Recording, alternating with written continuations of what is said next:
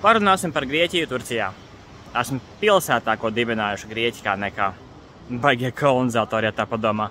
Starp filozofēšanu un vīndzeršanu dibinājuši Šķupu pilsētu. Tā skaitā šo veco Antāliju. Vēl šai pilsētai ir unikāla lieta. Šo pilsētu ir pārvaldījis pašpasludinātais Ēģiptes karalis. Ar pašvērtējumu viss ir kārtībā.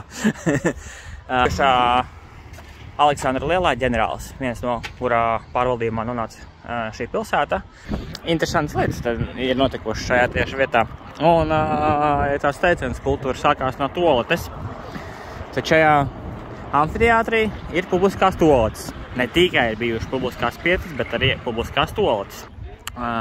Tad šajās publiskajās toaletēs parasti sēdēja ilgi, ļoti ilgi, un pļāpāja par dažādām lietām politiskām, filozofiskām, visi gudrākie prāti pulcējās tieši šajā amfiteātrī uz publiskajām toaletēm, lai apspriestu savas idejas, nākotnes skatus. Publiska vieta. Kultūra sākās no toaletes. Protams, ka normālais ceļa nav domāta priekš mums. Mums vienmēr visi jāsarežģī. Bet neko normāls ceļš. Šis ir kaut kāds tāds. Tā, un ja kāds nesac, kad antīkojos, tā. Un ja kāds netic, kad antīkojos laikos bija elektrība, kur ir pierādījums. Redzat? Redzat? Viss ir. Šeit ir atklāta virkne uzrakstu, kuri vēl joprojām nav iztulkoti.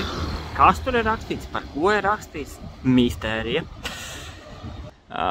Bizantiešu laiks gan ir atstājis lejuplīdes sekas, kā cilvēki, tā arī pilsētas piedzīvo savas melnās strīpas, zemestrīces, slimības un neskaitāmi uzbrukumi. Un tagad, protams, darbiņš arheologiem, kas vēl joprojām turpina atklāt pagātnes noslēpumus. Šo dēvēju par veco Antāliju.